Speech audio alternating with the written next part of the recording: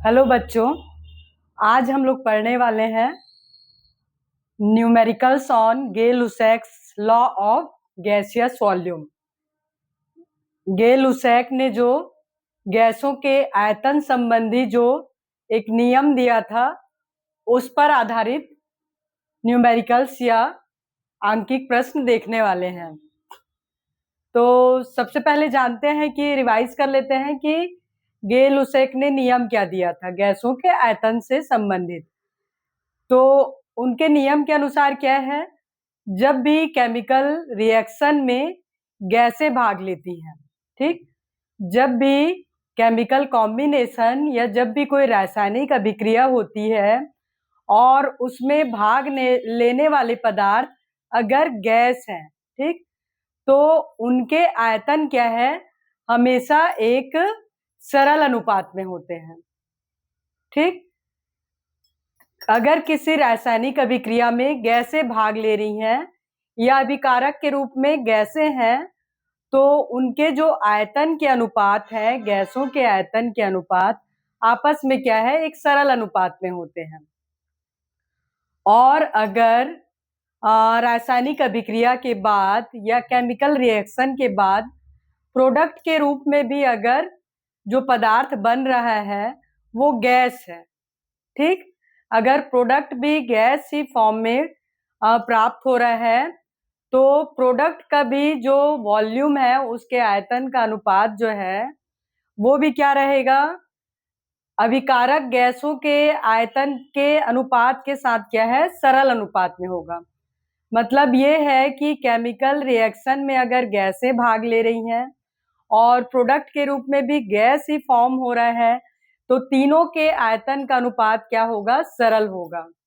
ठीक, और केवल एक ही कंडीशन है कि ये सभी गैसें जो रासायनिक अभिक्रिया में भाग ले रही हैं, उनके आयतन को यदि हम स्टैंडर्ड टेम्परेचर और प्रेशर में ही क्या है, मेजर करेंगे।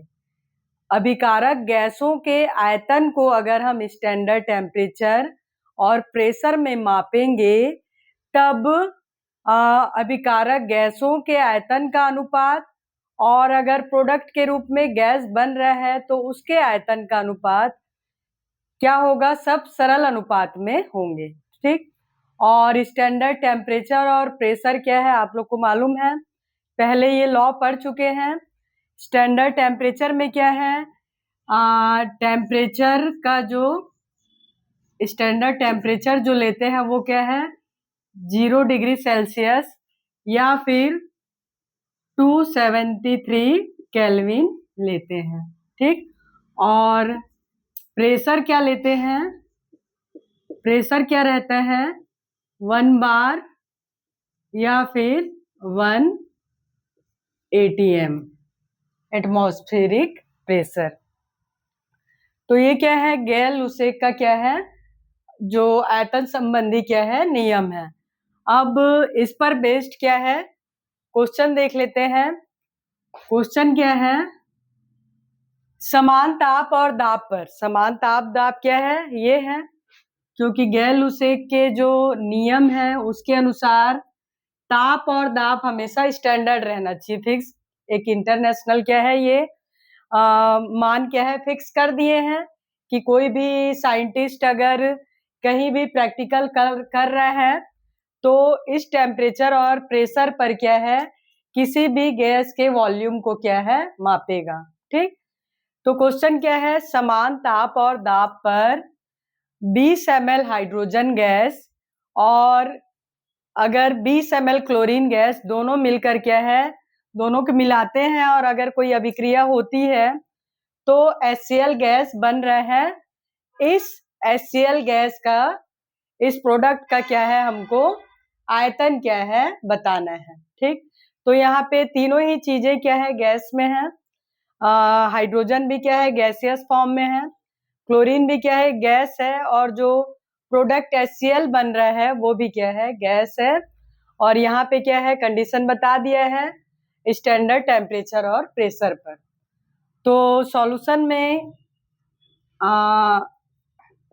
सबसे पहले क्या है, इसका जो फॉर्मूला है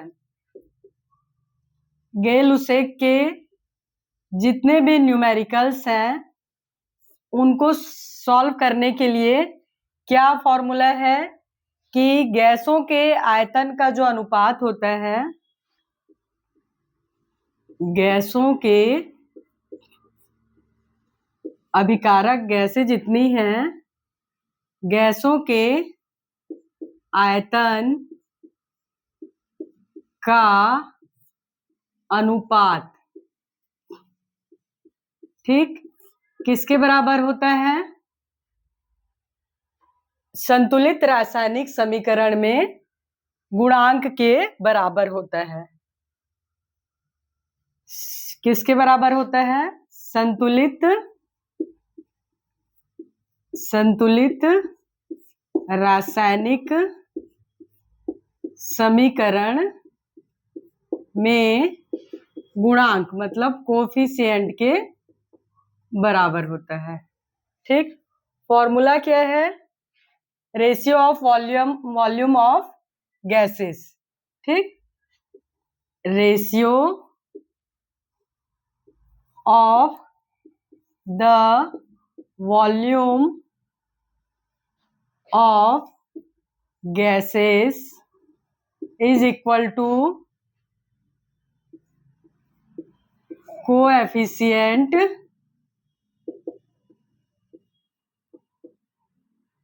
in balanced chemical equation। ठीक, इसी पर बेस्ड क्या है, सभी न्यूमेरिकल्स क्या है बनेंगे कि जो भी गैसें यहाँ पे भाग ले रही हैं या बन रही हैं, उनके जो आयतन का अनुपात होता है, जो रेशियो होता है, जो केमिकल रिएक्शन रहेगा उसको बैलेंस करने के बाद जो कोएफिशिएंट रहेंगे, मतलब सामने में जो 1 2 3 4 हम लिखते हैं उसके बराबर होता है। तो इसको सॉल्व करने से पता चल जाएगा। हमारे पास क्या है, हाइड्रोजन गैस है। तो सॉल्व करते समय सबसे पहले हम लोग क्या है, एक बैलेंस्ड केमिकल इक्वेशन इस न्यूमेरिकल के लिए क्या है लिख लेंगे। तो यहाँ पे लिख देंगे संतुलित रासायनिक समीकरण। इस क्वेश्चन के लिए क्या है, सबसे पहले एक संतुलित रासायनिक समीकरण लिख देते हैं। क्या है, हाइड्रोजन गैस भाग ले रहे हैं, गैसियस फॉर्म लिख देते हैं, H2 प्लस क्लोरीन गैस है, Cl2 गैस फॉर्म में है, और जो प्रोडक्ट बन रहा है क्या है, HCl, ये भी क्या है, गैसियस फॉर्म में है।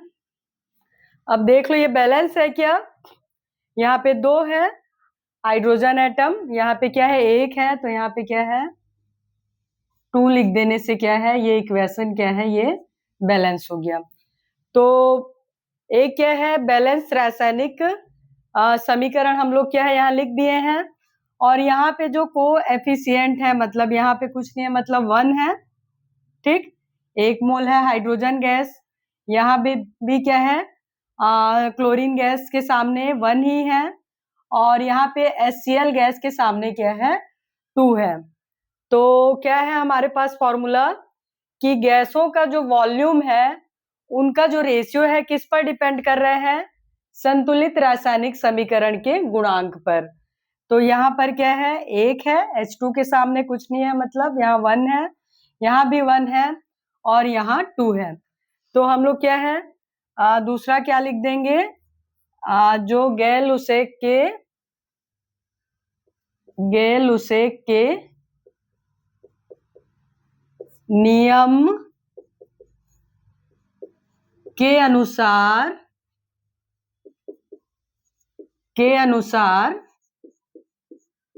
गैसों के आयतन का अनुपात, गैसों के आयतन का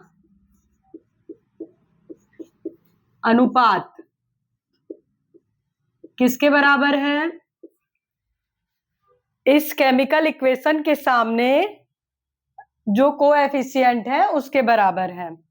तो हाइड्रोजन का वॉल्यूम कितना आ जाएगा, हाइड्रोजन गैस के वॉल्यूम का जो क्या है अनुपात है, यहाँ पे क्या है 1 आ जाएगा, वॉल्यूम ऑफ हाइड्रोजन। तो हाइड्रोजन गैस के आयतन का अनुपात कितना आ जाएगा 1। तो यहाँ पे आ जाएगा 1 वॉल्यूम मतलब एक आयतन हाइड्रोजन, एक आयतन यहाँ पे लिख देंगे H2 गैस, और इसके अनुपात में क्या आ जाएगा एक आयतन Cl2 गैस, एक आयतन या 1 वॉल्यूम ऑफ Cl2 गैस।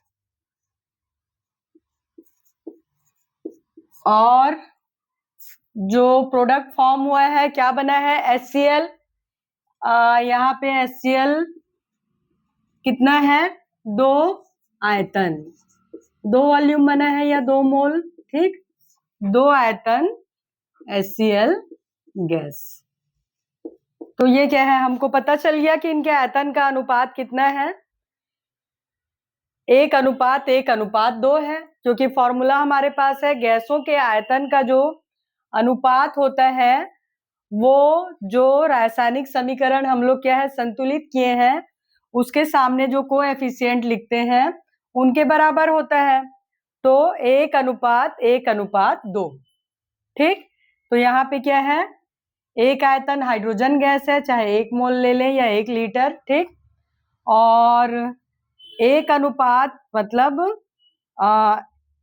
एक आयतन हाइड्रोजन गैस से एक आयतन क्लोरीन गैस क्या है अभिक्रिया कर रहा है, और 2 आयतन क्या बन रहा है HCl गैस। या बोल सकते हैं अगर 1 लीटर हम क्या ले रहे हैं हाइड्रोजन गैस ले रहे हैं तो HCl गैस बनाने के लिए क्या है 1 लीटर ही क्लोरीन गैस लग रहा है, और दोनों समान मात्रा में यहाँ हम लोग वॉल्यूम लिए हैं, और जो प्रोडक्ट फॉर्म हो रहा है उसका क्या है 2 आयतन प्राप्त हो रहा है, ठीक। अगर 1 ml HCl गैस लिए हैं प्लस 1 ml क्या है Cl2 गैस लिए हैं, तो जो प्रोडक्ट फॉर्म हो रहा है HCl गैस वो क्या है 2 ml मिल रहा है, ठीक। तो क्वेश्चन में क्या पूछा है कि अगर 20 ml हाइड्रोजन गैस लेते हैं और 20 ml क्लोरीन गैस ले रहे हैं तो जो HCl गैस बनेगा कितना बनेगा। तो हमारे पास क्या है निकल गया है कि अगर 1 ml H2 गैस है और 1 ml Cl2 गैस है तो 2 ml HCl बन रहा है, डबल बन रहा है। टोटल क्या है रिएक्टेंट गैस का जो वॉल्यूम अगर है उससे डबल क्या है हमारे पास क्या बन रहा है HCl गैस। तो 1 ml HCl plus 1 ml chlorine 1 ml hydrogen gas plus 1 ml chlorine gas से 2 ml HCl बन रहा है HCl। तो यहाँ पे क्या है हम लोग लिख लेंगे कि यहाँ पे लिख लेंगे कि अब क्या है कैलकुलेशन कर लेंगे, यहाँ क्या है गणना लिख देंगे, चूंकि 1 ml हाइड्रोजन गैस, ठीक, 1 ml हाइड्रोजन गैस और 1 ml क्लोरीन गैस रासायनिक अभिक्रिया के पश्चात 2 ml HCl गैस बनाते हैं। इसलिए 20 ml H2 गैस और 20 ml Cl2 गैस से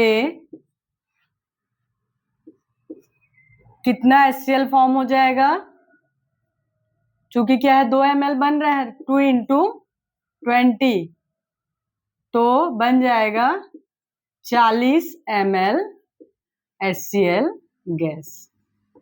ठीक, बहुत सिंपल सा है।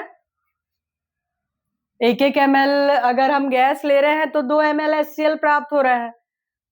अगर 20-20 लेंगे तो कितना प्राप्त हो जाएगा? 40 ml। तो क्वेश्चन में यही पूछा था कि बनने वाली HCl गैस का आयतन कितना है। तो आंसर क्या है?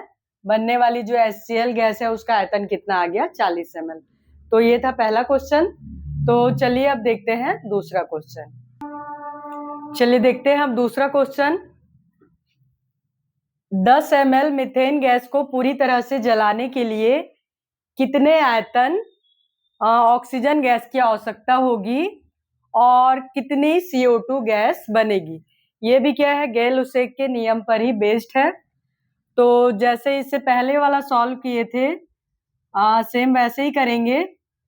सबसे पहले तो इसके लिए क्या है, एक बैलेंस्ड केमिकल इक्वेशन लिख लेंगे। सबसे पहला स्टेप क्या करेंगे, एक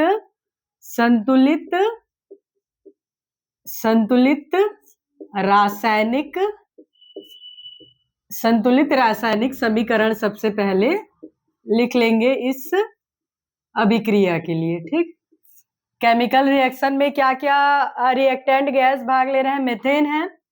मेथेन के लिए क्या फॉर्मूला है? CH4। ठीक, किस फॉर्म में है? गैस में है, लिख देते हैं। और जलाने के लिए कौन से गैस लग रहा है? ऑक्सीजन, ये भी गैसियस फॉर्म में है।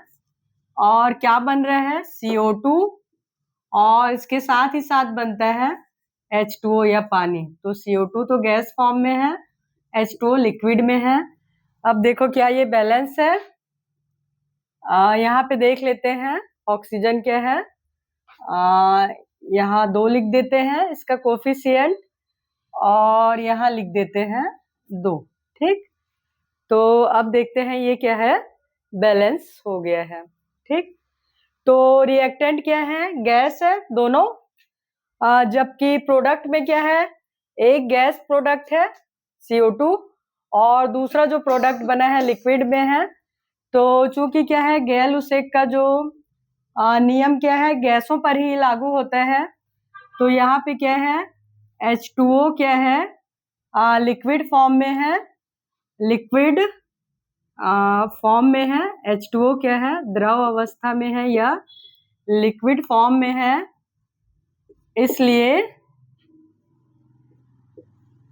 इसलिए इसके आयतन को नेग्लेक्ट कर देते हैं। ठीक, नगण्य, इसका आयतन क्या है, नगण्य माना जाता है। मतलब इसके आयतन का कैलकुलेशन क्या है, नहीं करेंगे। ठीक, गेल-लुसेक के नियम में क्या है, केवल गैस के लिए ये रूल लागू होता है। तो जब मेथेन का क्या करते हैं, जलाते हैं या दहन होता है, तब कार्बन डाइऑक्साइड बनता है और पानी बनता है। पानी लिक्विड फॉर्म में है, इसलिए इसको क्या है, नेग्लेक्ट कर देते हैं, और कैलकुलेशन हम केवल गैसों के लिए करेंगे। पहले स्टेप में क्या है, एक बैलेंस्ड केमिकल इक्वेशन लिख दिए हैं।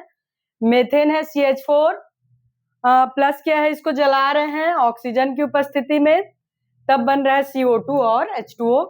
कोएफिशिएंट देख रहे हैं, मेथेन के सामने 1 है, ऑक्सीजन के सामने 2 है, CO2 के सामने क्या है, 1 ही है, और वो क्या है, नेग्लेक्ट है। दूसरे स्टेप में क्या करेंगे, गेल-लुसेक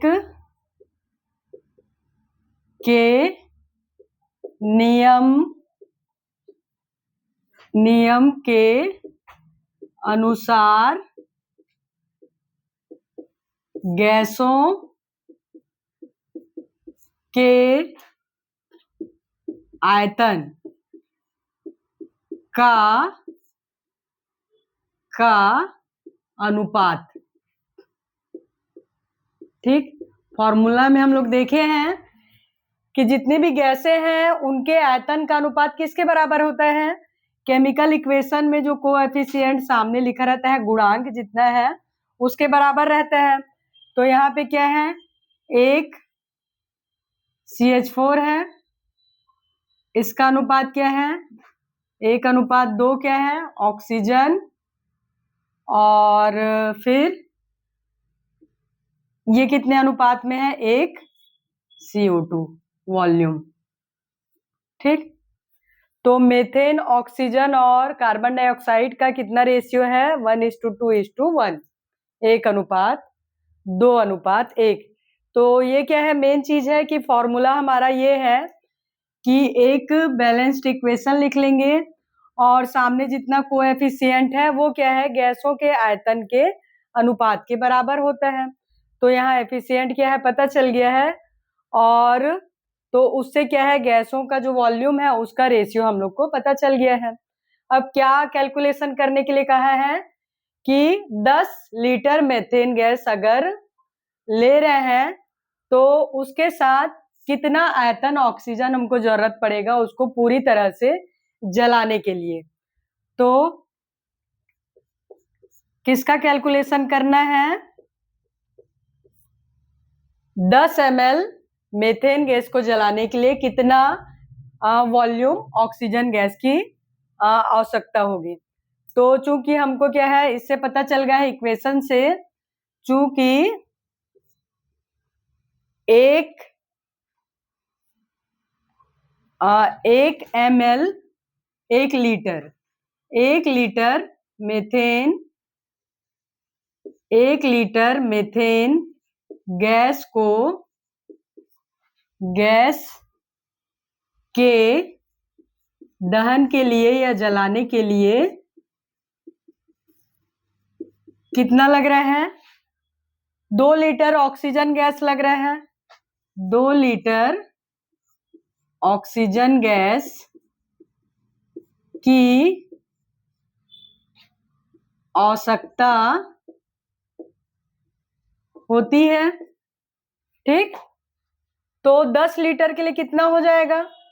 1 लीटर मेथेन के लिए 2 लीटर ऑक्सीजन गैस, डबल लग रहा है। तो 10 लीटर के लिए कितना हो जाएगा?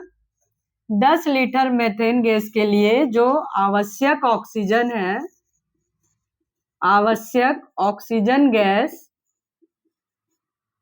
की मात्रा या का आयतन। ठीक, क्या लिख देंगे? का आयतन। वॉल्यूम लेते हैं गैसों का, तो यहाँ पे आ जाएगा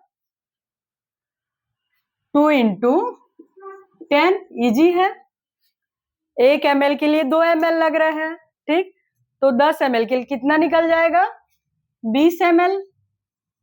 20 ml 20 लीटर 20 लीटर क्या है? ऑक्सीजन गैस लगेगा। तो एक निकल गया कि 10 लीटर मेथेन गैस को पूरी तरह से जलाने के लिए 20 लीटर क्या है? ऑक्सीजन गैस की आवश्यकता हो रही है। और दूसरा कैलकुलेशन क्या पूछा है? कितना CO2 गैस बनेगा। तो यहाँ पे क्या है? एक लीटर मेथेन गैस से 1 लीटर CO2 बन रहा है। तो 10 लीटर मेथेन गैस से कितना बन जाएगा? 10 लीटर CO2 बन जाएगा। बहुत सिंपल कैलकुलेशन है। यहाँ क्या लिख देंगे? चूंकि 1 लीटर मेथेन से मेथेन गैस से 1 लीटर CO2 गैस बनता है, तो 10 लीटर से 10 लीटर मेथेन गैस से कितना बन जाएगा? 10 लीटर CO2। ये हो गया इसका आंसर। पहला क्या कैलकुलेशन करने के लिए कहा गया था कि 10 लीटर मेथेन से को जलाने के लिए कितना लीटर ऑक्सीजन लगेगा। तो उसका आंसर है 10 लीटर मेथेन को जलाने के लिए 20 लीटर ऑक्सीजन गैस की आवश्यकता होगी। और दूसरा क्वेश्चन क्या पूछा था कि 10 लीटर मेथेन अगर पूरी तरह से जल रहा है तो कितना CO2 गैस बन रहा है।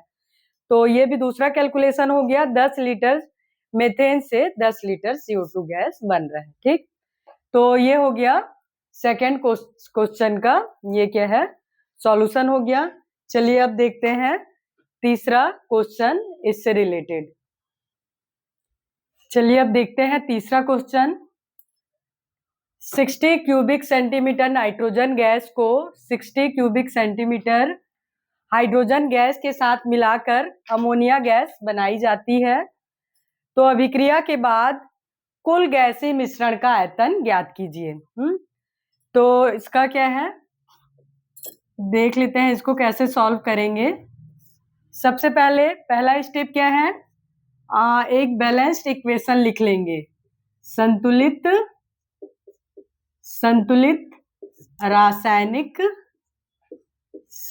रासायनिक समीकरण। इस अभिक्रिया के लिए क्या है, संतुलित रासायनिक अभिकरण क्या हो जाएगा, N2 गैसियस फॉर्म में है प्लस H2 से क्या बन रहा है, अमोनिया, NH3, ये भी क्या है, गैस है। अब इसको क्या है, बैलेंस कर लेते हैं। तो यहाँ क्या आ जाएगा 3 और यहाँ क्या आ जाएगा 2। अब देख लेते हैं, बैलेंस हो गया है, नाइट्रोजन 2 है, उधर भी 2, 6 हाइड्रोजन है, उधर भी 6। तो ये क्या है, बैलेंस्ड केमिकल इक्वेशन हो गया। तो ये पहला स्टेप है कि नाइट्रोजन और हाइड्रोजन मिलकर क्या बना लिए, अमोनिया बना लिए। दूसरा स्टेप क्या है, गे-लुसैक के नियम से गैसों के आयतन का अनुपात, गैसों के आयतन का अनुपात कितना है, ये 1 है। नाइट्रोजन कितना है, 1 है। हाइड्रोजन कितना है, 3 है। और अमोनिया 2। इनके वॉल्यूम का जो रेशियो है या वो क्या है, कोएफिशिएंट के बराबर होता है। तो सबका क्या है, हम लोग आयतन का अनुपात लिख लिए, 1:3:2 है, 1:3:2 आ गया। अब कैलकुलेशन क्या करना है, अभिक्रिया के बाद कुल गैसीय मिश्रण, अभिक्रिया के बाद कुल गैसीय मिश्रण। तो पहले देख लेते हैं कि अगर 3 क्यूबिक सेंटीमीटर क्या लग रहा है, hydrogen gas, 3 cube centimetre hydrogen gas के लिए 1 क्यूब सेंटीमीटर नाइट्रोजन गैस की आवश्यकता है। तो यहाँ पे कितना है, 60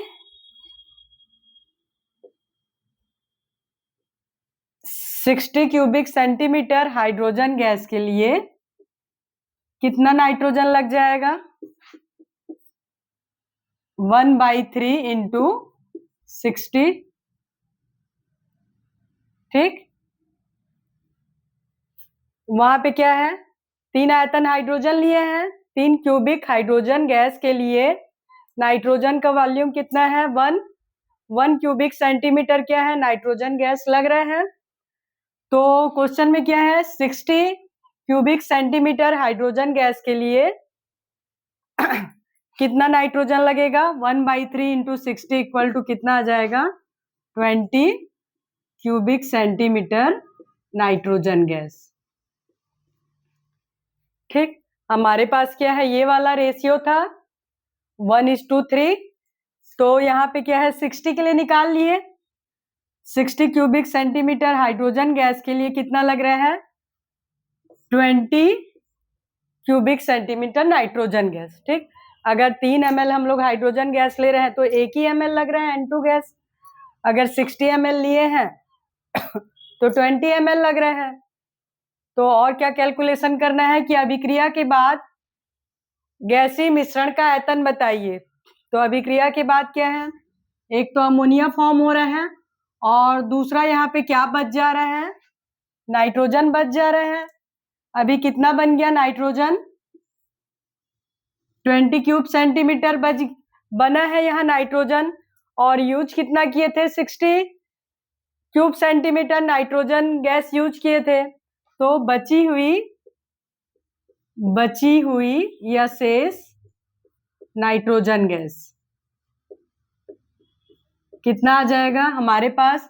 सबसे पहले हम लोग कितना लिए थे, 60 क्यूब सेंटीमीटर, और यूज कितना हुआ, 20 सेंटीमीटर। तो यहाँ माइनस कर देंगे क्यूब सेंटीमीटर, तो कितना बच गया नाइट्रोजन, 40 क्यूबिक सेंटीमीटर क्या है, नाइट्रोजन गैस शेष है। अभिक्रिया के बाद क्या है, हमारे पास इतना नाइट्रोजन बचा हुआ है। ठीक, 60 जो cubic centimetre hydrogen gas use किए थे वो तो पूरा क्या है रिएक्शन में यूज हो गया, लेकिन नाइट्रोजन 60 क्यूबिक सेंटीमीटर यूज किए थे, तो कैलकुलेशन से पता चला कि नाइट्रोजन का केवल 20 सेंटीमीटर क्यूबिक सेंटीमीटर यूज हो रहा है, और बचा कितना 40 क्यूबिक सेंटीमीटर नाइट्रोजन गैस बचा है यहाँ पे। प्लस अब देखते हैं कि अमोनिया कितना बन रहा है। अमोनिया देखते हैं तो बनने वाली अमोनिया की मात्रा, अमोनिया का आयतन कितना है बन रहा है। तो चूंकि क्या है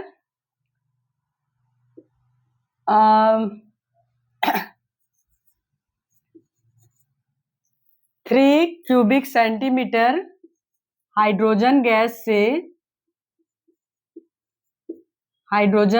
से कितना बन रहा है,